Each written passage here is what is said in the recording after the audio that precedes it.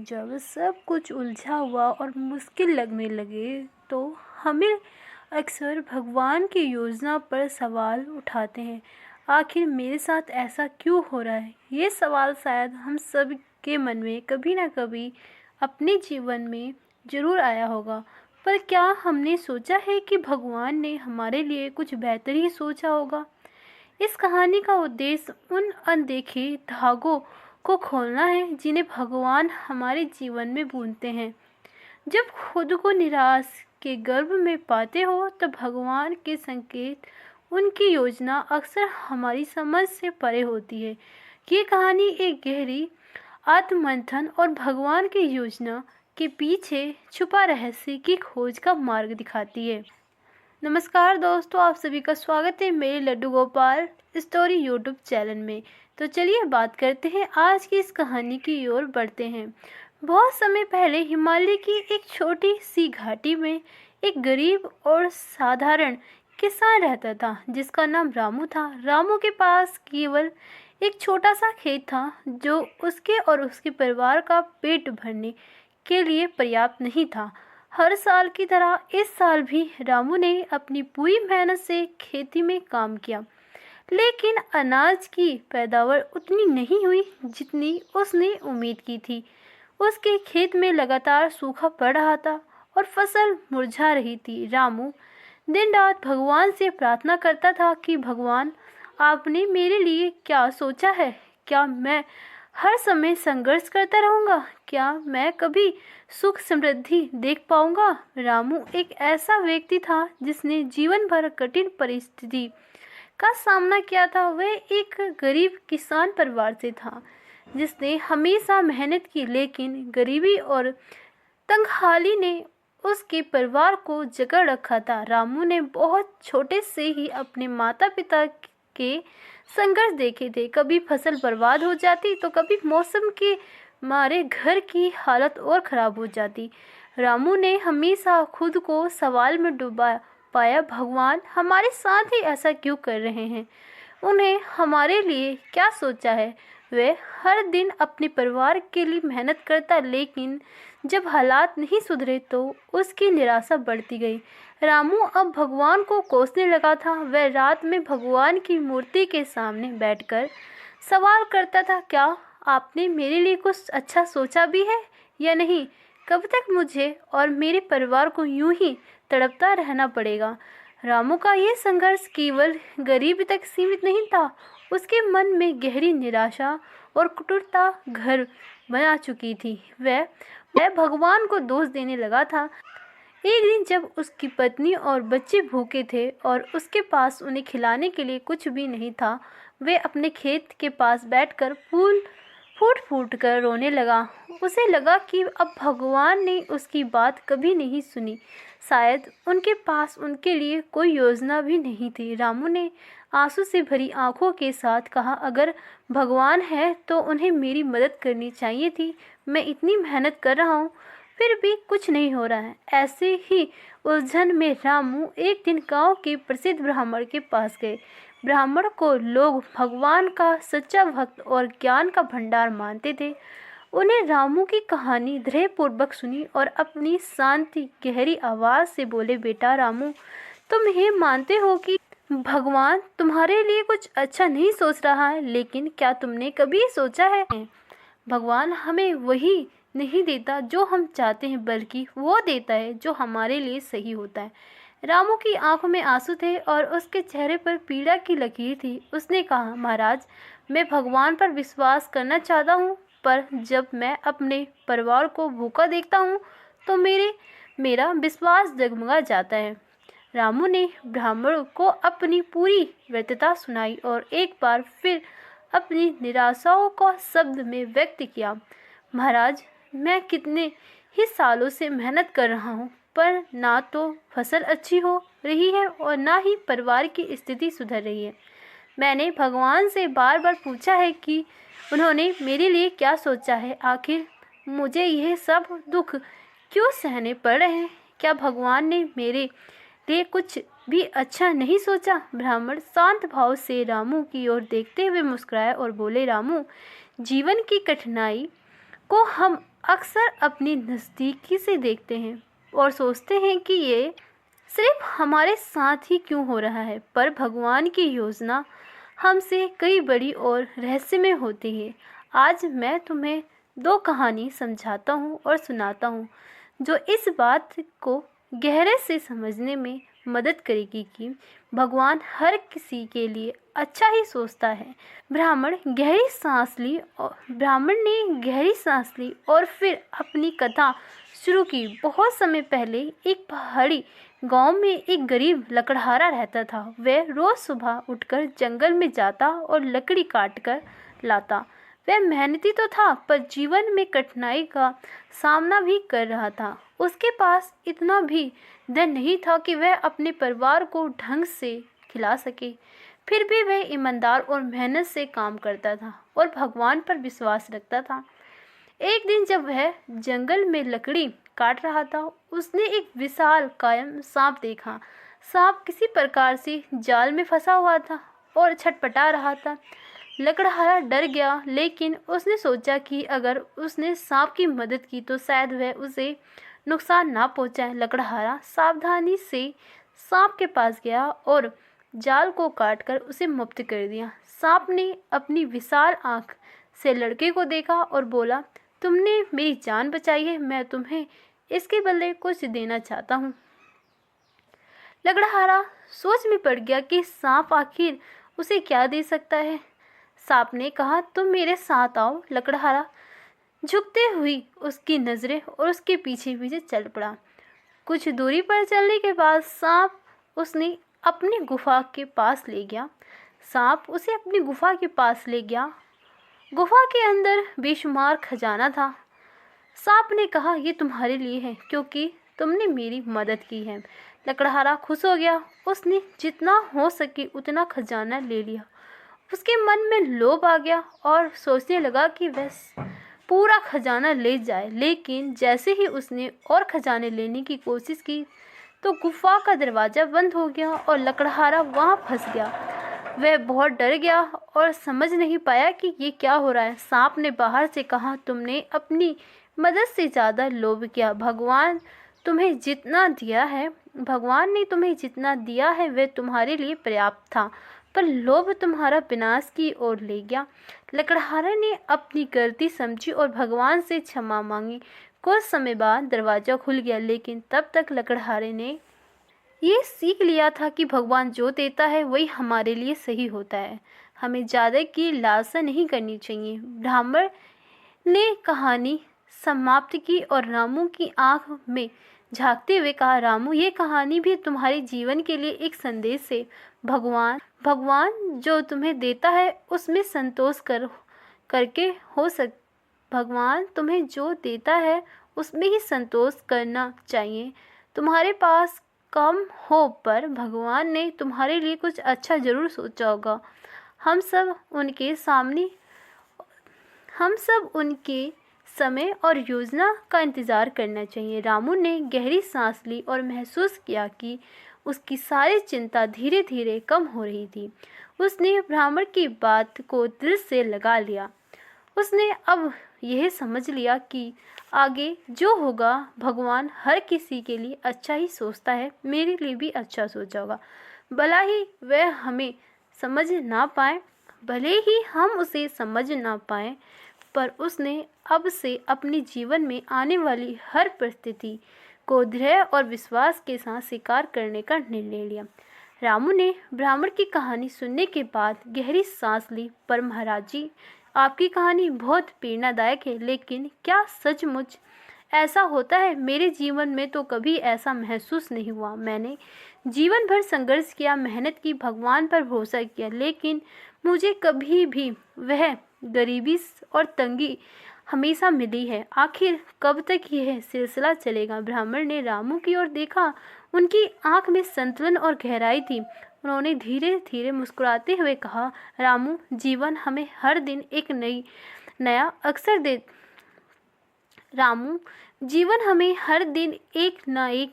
अवसर देता है। ये सही है कि तुम्हारे जीवन में अभी तक कष्ट ही कष्ट रहे, लेकिन यह मत भूलो कि हर कठिनाई एक सबक है और हर संघर्ष एक नई संभावना का बीज है। कभी कभी हमें वह चीज़ तब नहीं मिलती जब हम उन्हें चाहते हैं, बल्कि तब मिलती है जब हमें उनकी सबसे ज़्यादा ज़रूरत होती है। रामू ने कुछ सोचते हुए कहा, महाराज, क्या मेरे सारे कष्ट मेरे पिछले कर्म का फल है? मेरे माता पिता भी बहुत संघर्ष कर चुके हैं और अब मैं भी वही देख रहा हूँ। क्या मैं इस चक्र से कभी निकल पाऊंगा? ब्राह्मण ने गहरी सांस ली और बोले, रामू, कर्म का फल जरूर मिलता है, यह सत्य है, परंतु याद रखो, भगवान हमें हमेशा एक मौका देता है। हमारे पास हमेशा वर्तमान का क्षण होता है। यदि तुम आज सही दिशा में कदम उठाओगे तो भविष्य में तुम्हारे लिए नए रास्ते खुलेंगे। हर परिस्थिति भगवान की योजना का एक हिस्सा है, जो हमें समझने में मुश्किल हो सकती है, लेकिन इसका परिणाम हमेशा बेहतर होता है।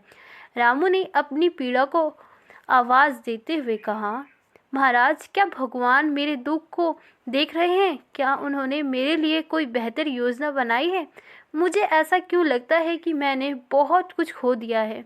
ब्राह्मण ने रामू की ओर देखते हुए कहा, रामू, एक बात समझो, तो भगवान तुम्हारी हर पीड़ा को देख रहा है।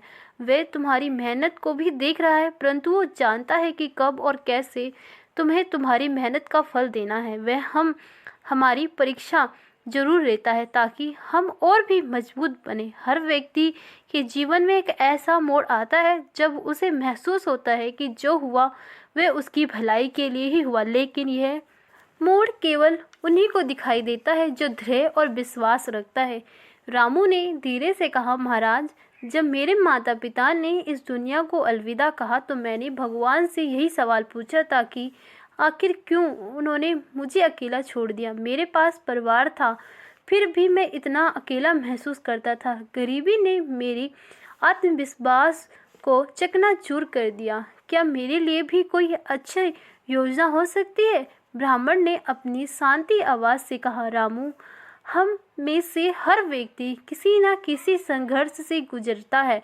जब भगवान हमें कठिनाई में से गुजरता देखता है तो वह हमें केवल उन कठिनाई में अकेला छोड़ने के लिए नहीं करता, वह चाहते हैं कि हम उसी संघर्ष से कुछ सीखें। तुम्हारे माता पिता का जाना तुम्हारे जीवन में एक बहुत बड़ा घातक था और यह सौभाग्य है कि तुमने भगवान से सवाल पूछा, परंतु याद रखो रामू, ये समय भी बीत जाएगा। तुमने जीवन में जो कुछ खोया है वे केवल तुम्हारे लिए एक नई शुरुआत का संकेत है। रामू ने भावुक होकर पूछा, महाराज, क्या मुझे भगवान से माफ़ी मांगनी चाहिए? मैंने उन्हें बहुत बार दोष दिया है, उन्हें कोसा है।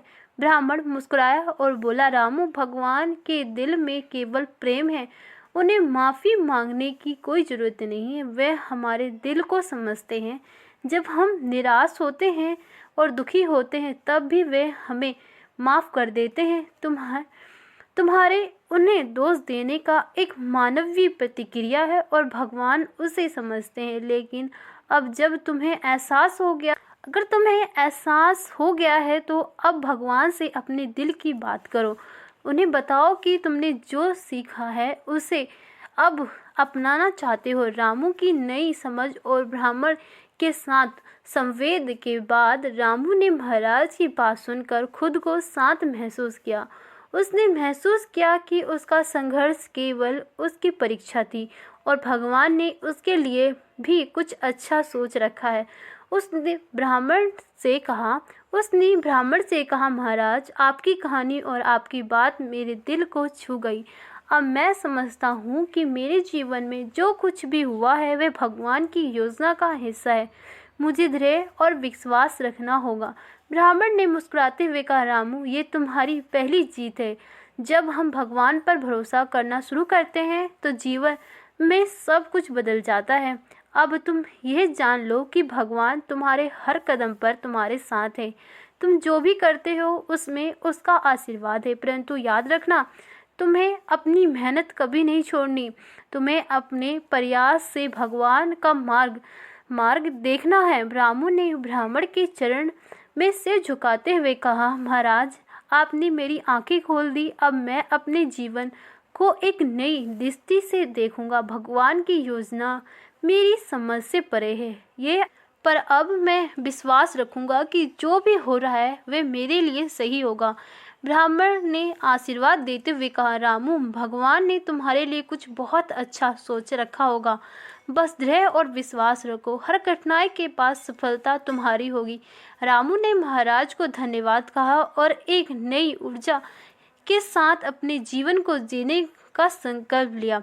अब वह जानता था कि भगवान उसके लिए भी कुछ अच्छा सोच रखे होंगे और अब सही समय आएगा, उसे वह मिलेगा जो उसके लिए सबसे अच्छा होगा।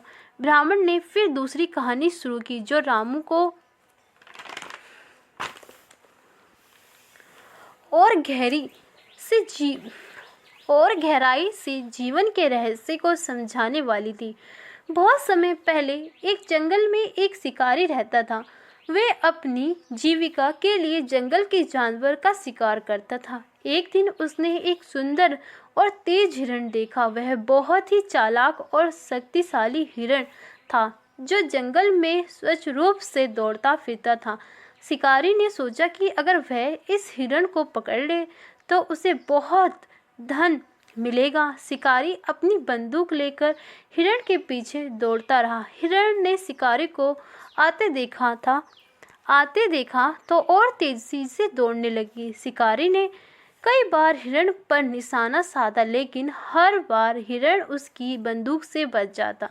शिकारी ने जंगल के कई हिस्से में जाल बिछाए, लेकिन हर बार हिरण उस जाल में फंसता और निकल जाता। ऐसा लगता था कि जैसे कोई अदृश्य शक्ति हिरण की रक्षा कर रही थी। शिकारी हारा नहीं था, पर उसने हार नहीं मानी। वह लगातार हिरण का पीछा करता रहा। एक दिन आखिरकार हिरण एक जाल में फंस गई। शिकारी बहुत खुश हुआ, दौड़ता हुआ हिरण की ओर बढ़ गया, पर जैसे ही उसने अपनी बंदूक उठाई, बंदूक ने काम करना बंद कर दिया। शिकारी ने उसे बार बार चलाने की कोशिश की, परंतु बंदूक से कोई गोली नहीं चली। वह असमंजस में था, पर फिर भी उसने सोचा कि वह हिरण को अपने हाथ से ही पकड़ लेगा। शिकारी अपनी गाड़ी से उतरकर हिरण की ओर भागा, लेकिन जब वह करीब पहुंचा तो हिरण अचानक जाल से छूट गई और तेजी से भागने लगी। खड़ी शिकारी ने फिर से उसका पीछा किया। शिकारी का पीछा अब और भी तेजी से हो रहा था। वह अपने लक्ष्य को हासिल करने के लिए अंधाधुंध दौड़ता रहा। हिरण एक गहरे गड्ढे के पास पहुंची और उसमें गिर पड़ी। शिकारी ने सोचा कि अब उसकी जीत पक्की है।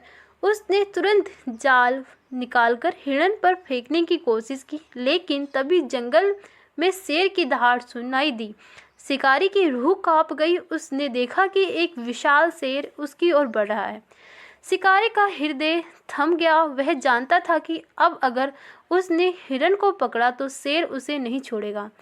ब्राह्मण ने एक लंबी सांस ली, आगे बोले। शिकारी ने जान बचाने के लिए हिरण को वहीं छोड़ दिया और भाग खड़ा हुआ। उसे समझ आ गया कि प्रकृति और भगवान की योजना उसके नियंत्रण से कहीं बाहर थी। वह कितनी भी कोशिश करे, जब भगवान किसी की रक्षा करने का निर्णय लेते हैं तो उसे कोई नुकसान नहीं पहुंच सकता। रामू ये कहानी सुनकर मंत्रमुग्ध हो गया। उसकी आंखों में चमक और दिल में कुछ हल्कापन महसूस किया, पर उसकी जिज्ञासा और भी बढ़ गई। उसने कहा, महाराज, ये कहानी सचमुच अद्भुत थी, पर क्या ये मेरे जीवन से जुड़ती है? ब्राह्मण ने रामू की ओर देखते हुए कहा, बिल्कुल बेटा। जीवन में कई बार ऐसा होता है कि हम ये नहीं समझ पाते कि भगवान ने हमारे लिए क्या सोचा था। शिकारी की तरह हम भी अपने लक्ष्य के पीछे भागते रहते हैं, बिना ये सोचे कि भगवान की योजना कुछ और हो सकती है। हिरण भगवान के रक्षण में था और जब तक भगवान चाहते थे, शिकारी उसे पकड़ नहीं सका। भगवान हर किसी के जीवन की दिशा को नियंत्रण करता है, चाहे वह इंसान हो, जानवर हो। हमें उनकी योजना पर विश्वास रखना चाहिए। दोस्तों, रामू की यह कहानी हम सबको ये सीख देती है कि जीवन में चाहे कितनी भी कठिनाई आए, हमें भगवान पर भरोसा करना नहीं छोड़ना चाहिए। भगवान ने हर किसी के लिए कुछ अच्छा सोच रखा है। बस हमें धैर्य और विश्वास मेहनत से अपने रास्ते पर चलता रहना चाहिए। जब सही समय आएगा भगवान हमें वही देगा जो हमारे लिए सही और उचित होगा। आशा करती हूँ ये कहानी आपको ज़रूर पसंद आई होगी। पसंद आई तो प्लीज़ वीडियो को लाइक करना ना भूलें और ज़्यादा से ज़्यादा शेयर करें। जीवन में जब सब कुछ उलझा हुआ और मुश्किल लगने लगे तो हमें अक्सर भगवान की योजना पर सवाल उठाते हैं, आखिर मेरे साथ ऐसा क्यों हो रहा है। ये सवाल शायद हम सब के मन में कभी ना कभी अपने जीवन में ज़रूर आया होगा। पर क्या हमने सोचा है कि भगवान ने हमारे लिए कुछ बेहतर ही सोचा होगा। इस कहानी का उद्देश्य उन अनदेखे धागों को खोलना है जिन्हें भगवान हमारे जीवन में बुनते हैं। जब खुद को निराश के गर्भ में पाते हो तब भगवान के संकेत, उनकी योजना अक्सर हमारी समझ से परे होती है। ये कहानी एक गहरी आत्ममंथन और भगवान की योजना के पीछे छुपा